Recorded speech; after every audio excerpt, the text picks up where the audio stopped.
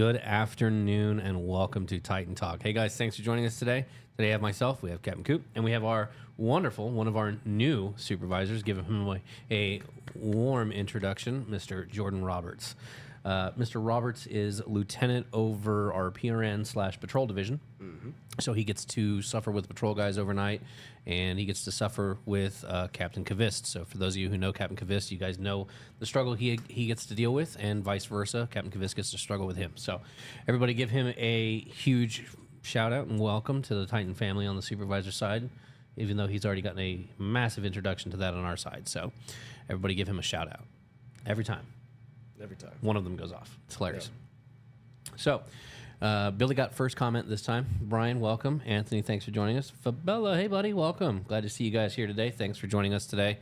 So we're going to kind of just get a little introduction to Mr. Roberts here, kind of get a little bit of history on him, see what he likes, if he actually likes us. This is where we kind of probe you to find out if you actually like us or not. This is when we do it. Live with everybody to view. You may not like my answer. That's fine. Roses was on here a few times back, and he gets that way too.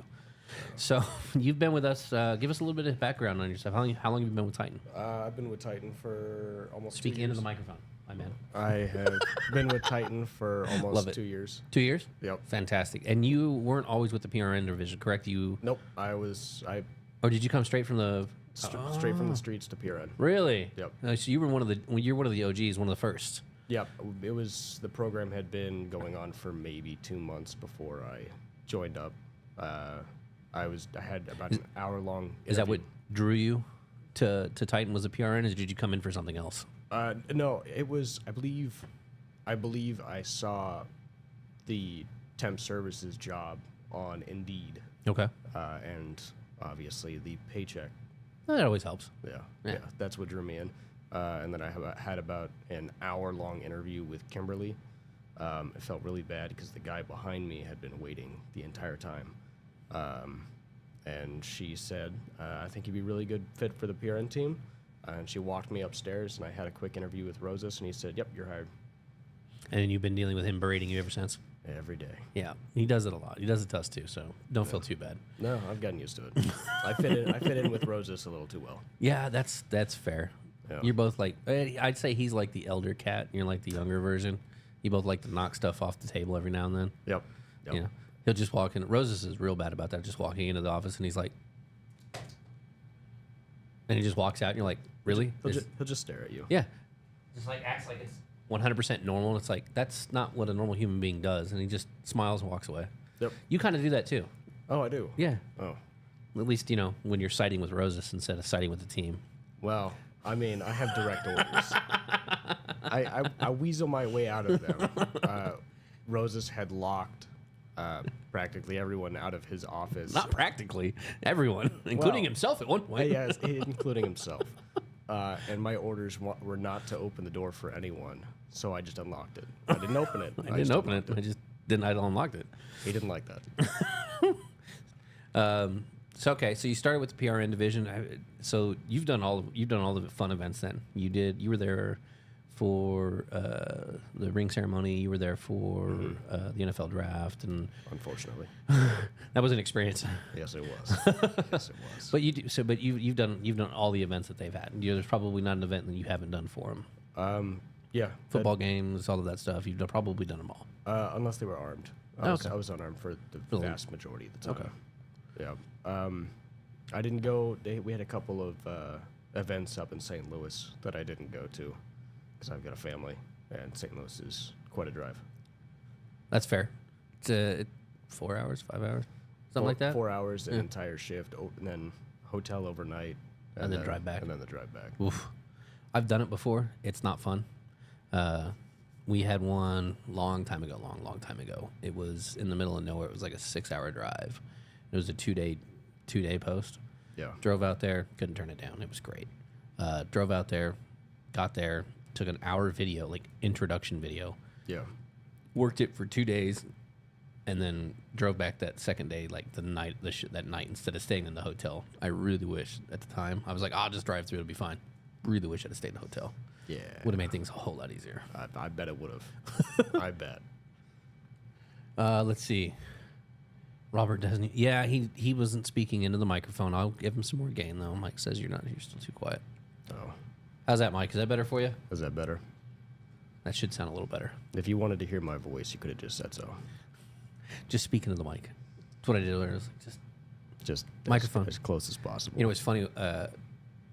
Kind of getting off topic of talking about you, which we've kind of already done, but McFarland, when we first started doing this, and we got the microphones hooked up when we were used based off my laptop, and we had instead of having the switcher, we had this little podcast switcher, and I couldn't change any of the gains or anything like that. And the first time we were talking, McFarland wanted to talk like this, and so he had the microphone all kinds of far away from it. I kept scooting the microphone, and then he'd do that, and then he'd like start talking and drift away. And I'm like, dude, you got to stay next to the mic because they can't.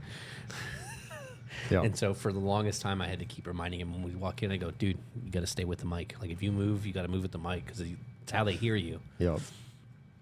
And so it's always he's gotten 100 times better than that. Now he actually moves around and he'll move the mic with him.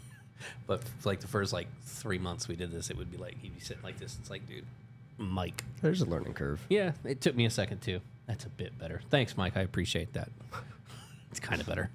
All right, so we got to do a lot of the fun events. What's the most enjoyable part about being a PRN? Not necessarily a supervisor of PRNs, but being a PRN. What do you think was one of the most enjoyable things? The best part about being a PRN is not getting complacent at one site.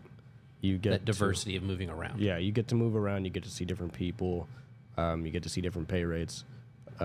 But there's some jobs where you're sitting in an office for 12 hours, and then there's some jobs where you are actively dealing with incidents on a daily occurrence, and you get a solid view of both, and that by far is the best part, and it's pretty phenomenal.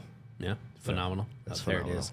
Mike says the best part of being a PRN he would think would be the pay. Well, it's a good incentive. It's a good incentive, but a pay will only get you so far. If you don't enjoy the moving around, then the pay isn't enough. I just say I tell a lot of people, they'll ask me about pay and stuff like that. It's like, I don't do this job for the pay. Pay's nice. Don't get me wrong. Pay's always nice, but there's more enjoyment in the job itself than there is anything else for me. Yep. As much as I'm not a numbers person, as much as I'm not all this, I actually enjoy like the puzzle of the schedule, which really creeps a lot of people. Like it freaks them out because they're like, "How do you enjoy staring at it?" I'm like, I can't explain it, but it's like it's a puzzle that I actually know how to solve. Unlike a Rubik's cube, put a Rubik's cube in front of me, that thing will sit like that forever. Satisfying. Yeah, When you complete it. absolutely. That's fair. But I can see that. I agree with you. I think the money pay will only get you so far. There has to be some form of enjoyment of the moving around, getting to the different sites, seeing the different things, doing something different. I wouldn't say every time, but some of the time where you'll change from, they just want a visual presence, or they want someone who's actually gate entry or entry control or whatever the case may be. And those little subtle changes, I think, keeps it interesting. And like you said, keeps you on your toes. Yep. Because you're not going back doing the same thing repetitively every day, which some people like, and that's fantastic. There's nothing wrong with that.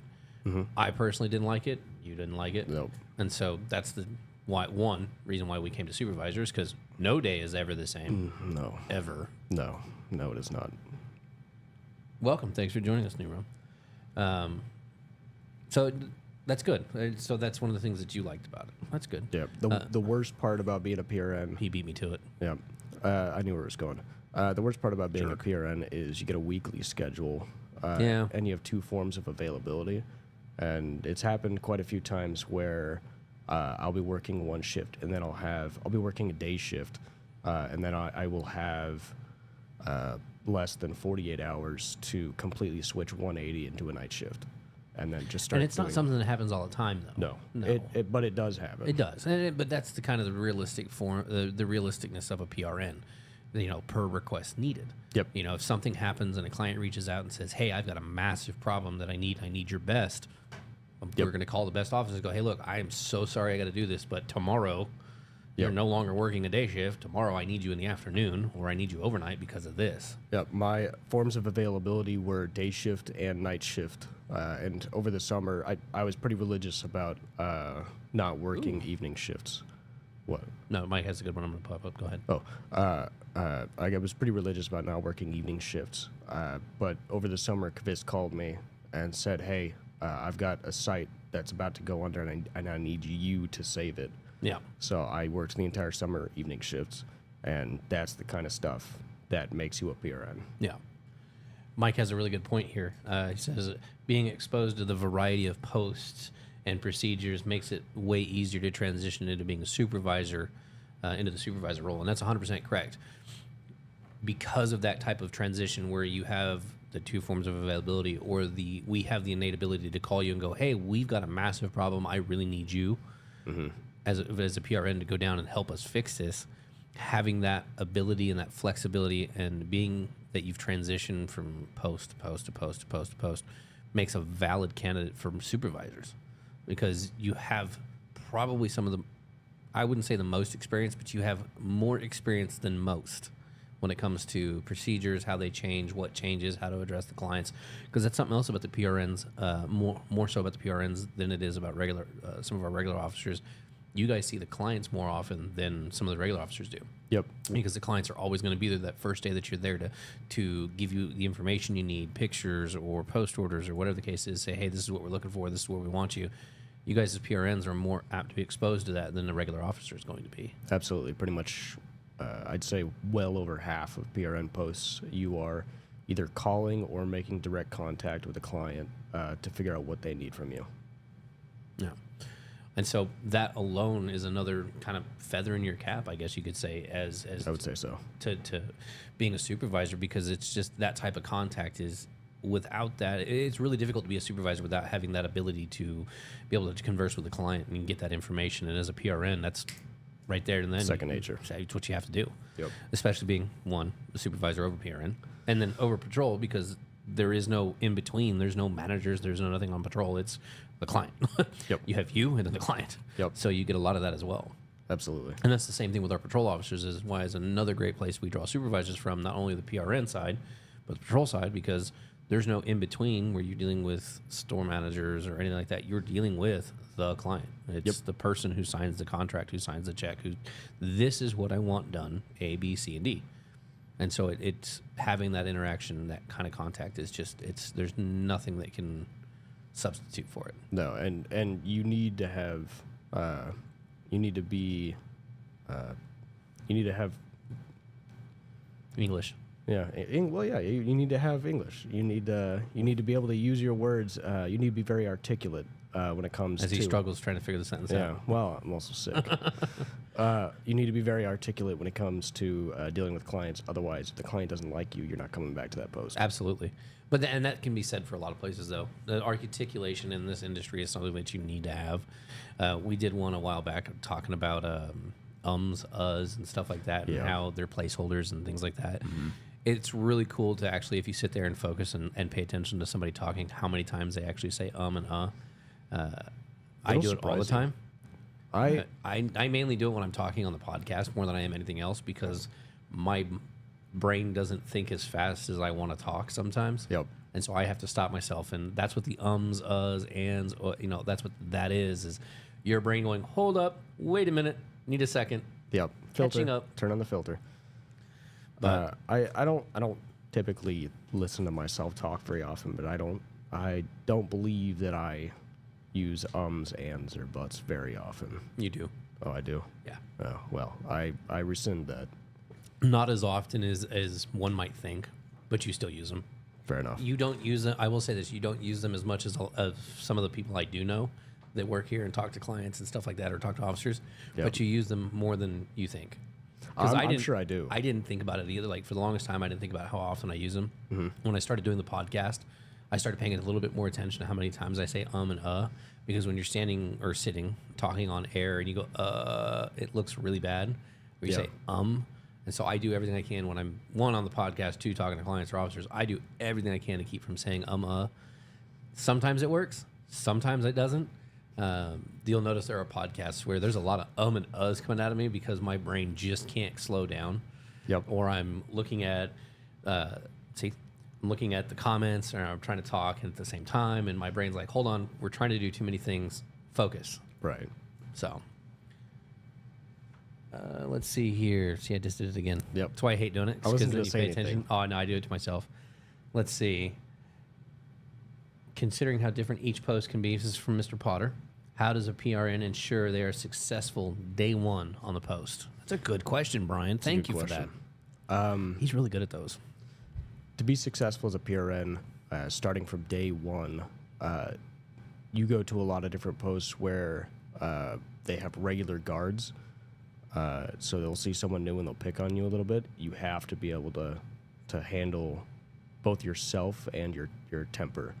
People will pick on you because you're the new officer. You need to be able to. We've had a couple of issues with that recently. Did I say Oh, wow. I'm going to pick on you for it. You need to be able to have your temper, and you need to. There you go. So the problem with saying is because then you notice it at that point and you're like, no. Yeah. But no, absolutely. You know, being able to manage yourself, your temperament, your mood, and things like that, especially being the new one or being a replacement. A lot of the times we'll use our PRNs. A company will call us and say, hey, we just fired our guard service, or we need one because our last one bounced on us. Can Right. we have your officers come out? You'll go there. They're so used to the old company that they'll pick on us because we're the new guys in town and they think they can get away with it. Yep. Not being able to manage yourself, your temperament, and everybody around you, and being able to have that verbal judo, I think Yeah. is what Leon likes Yeah. to say, being able to manage that stuff can wind up being real bad real quick. Yep. De-escalation is very helpful. Absolutely. Brian also asks, what are the top 10 on a PRN's checklist for day one? Top 10. Dude, he's absolutely a monster for good questions. All right, let's top 10 checklist for PRNs. You need to look. Thank you, Michael, for letting me know that on the podcast. You need to look sharp. Appearance is first and foremost. It's the first thing the client sees is your appearance. Then I would say your articulation, how you speak to the client. Okay. Your It doesn't have to be 10, by the way. yeah, I was gonna say why 10? That's Because he likes to make a big list. It doesn't really need to be. I mean, some things to really consider. When I think of PRN, I think of best in class. You know what I Yep. mean? Top notch. Like that's the number one. When you go when you're looking at PRN, that's the first time the client's going to see someone. That's the first image that they're going to catch on. Yep. And the things I think of are good uniform, great uniform personally. Yep. Everything doesn't have to be pressed or it doesn't have to have starched or anything like that, but it's got to look nice. Yes. Gear's got to be clean. Boots have got to be at least in somewhat good condition. If you were to look at my boots right now, I would not be happy with mine. No, mine is horrible. Yours are just mud. Like yours can be wiped off and be fine. Mine's actually got big old gash marks on the front. No, I'm constantly walking through big lots. Yeah, but see, and that's different. If it's mud or something where wear and tear where they're walking a lot, I understand that. Yeah. I'm talking like boots like mine, dude. I mean, you look at the front, gash marks all over the front of my boots. They are Like, pretty scuffed. yeah, that's what I'm talking about. When I'm talking about boots, I get when there's like mud and stuff like that. That's because you're walking in the lot. You're doing what you're supposed to be doing. It's going to get dirty. That's fine. Yeah. It's got to be a reasonable understanding of why that's like that. Punctuality is big. Punctuality is huge. Under no circumstance can a temp services post be left open. Under any circumstance. Yeah. If there's something It's always running top open, priority. Yeah. If there's something running open, I'm going there and I'm filling it. Yeah. So I expect a lot from my PRNs when it comes to punctuality. Or if you're going to call in, give me plenty of time, or I'm not going to be happy with you. Right. And that's understandable. You know, when someone is putting that much into it and they're like, hey, I need this right away, and they've got that much of a need for it, to have that, hey, this is my standard, is understandable. You know, you guys have such a reputation of being, I wouldn't say perfect, but super, I would say, how do I want to word that? I wouldn't say perfect, but Excellence. excellence. Yep. Number one in excellence, and Yep. and having that high expectation. There's nothing wrong with it. You know, they hold us to it as supervisors, Yep. and we hold that to our PRNs because that's where we see our supervisors coming from and our patrol and things like that, and our other supervisors in the field, they're held to the same standard for that same reason. A lot of PRN posts are higher end because our rates are a lot higher. Yeah. So when you go to a post and you're not looking good, you're sent home. It's because it's noticed right away. You stick out like a sore thumb if you don't look good. Mike's got a good question here. He says, here's a good one. If I were wanting to move to PRN as a normal officer, armed or unarmed, what are the uncommon skills what I need to work on? Articulation. That's a good one. Articulation. I need you to be able to hold a high level of conversation with me because I need to know you're able to do that with the client. I need to look at your history to see if we have any attendance issues or anything like that. If you have attendance issues, work on that. Please work on that. I would say report writing is probably up there as well. Want to make sure that the reports are easily understood. We get a lot of jargon a lot of the time in reports, and there's nothing wrong with that. But something that we try to help people understand, especially our officers, when you're writing that report, you're not writing it for us because we know what you're talking about. We know what the 10 codes are. We know what all of that stuff is. You're not writing it for us. You're writing it for someone who doesn't speak doesn't speak our jargon. And so you need to be able to take our jargon and translate it into normal person talk. I think it's the best way to say it. Yeah, I don't know how often reports go to clients on the Titan side, but on temp services all the time. Yeah, at temp services, everything pretty much goes straight to the client. Yeah, and so that's where that articulation comes in. But yeah, no, that's great, man. You've been supervisor. We just did this transition with you. Month and a half. I was to say 2 months, I think, isn't it? Around there. Yeah. I don't know. It's flown. Yeah. No, it's actually absolutely flown by. Yeah. But he's been doing very well. We all really appreciate all the hard work he puts in. We all know he does, and we see it on the weekends. We see it when he steps up and everything like that. And we absolutely appreciate everything you do. I wanted to bring you here. I've got one more person I want to bring in here and humiliate and hopefully get someone else to pick on besides just me. But kind of like I said, want to bring you in here, give you an introduction, let everybody put a face to the name. Though I'm pretty sure all of the PRNs already know your face to your name. Yeah. But this is for some of the regular officers who have probably never met you and it'll probably take a little bit more time before they do. But other than that, we're going to dive into the weather real quick. I'm going to make sure it's updated because that's been a thing before where it wasn't, and it was real great. See? Wasn't updated. All right, so on to the weather. Looking at 37 today. Not too bad. 37 on Saturday, 43 on Sunday. We got 54 on Monday, 48 on Tuesday, 47 on Wednesday, 51 on Thursday, and Friday 59, Saturday 49. We're looking at some rain next Saturday. So not too bad. It's actually warming up from where it has been, which is nice because it's been negatives. Yep. So happy to get rid of that. Captain Kavis is absolutely determined to believe that it's going to get back to the negatives. Oh, I guarantee it. You think It's so? Kansas. It's Kansas, Missouri. Of course it is. We'll Can't see. make up his mind. Well, we'll see. Wait 5 minutes. The weather changes. I'm looking at a week, and I'm pretty satisfied with that. Yeah, but that never stays the same, dude. Ever. They'll do this on Monday, and they'll check the weather, and it'll all be different again. Yeah, quite possibly. But other than that, guys, that's all we have. Remember, hydration is key. Hydration is the day before, not the day of. Even in the cold winter, we want to stay hydrated because that's how we keep ourselves moving. So we appreciate it, guys. Thank you for everything you do. It allows us to continue to do this. It allows me to drag guys like this on and have conversations with them. So thank you so much. We will see you guys before we leave Monday. I will not be here Monday. I will be in St. Louis doing some stuff out there with the supervisors we have out there, getting them all set up on some stuff. However, Monday we will still have a podcast. They are deciding we're going to do this twice, but they are doing part of the hot sauce challenge. Oh, I'm gonna pass. You're not in on it, don't worry. Oh, good. Those who are participating know, and we will be doing two versions of that. So they're going to be doing a version on Monday, and then me and McFarland are going to be doing a version on Friday. Good luck. So it's not that bad. I'm not a fan of FOD. I am. No, fair enough. Yeah. So Monday, look forward to that. We should have that going there as well. Mike, you're probably going to need to run the computer system for that one, just so you know. But we appreciate it, guys. Thank you so much.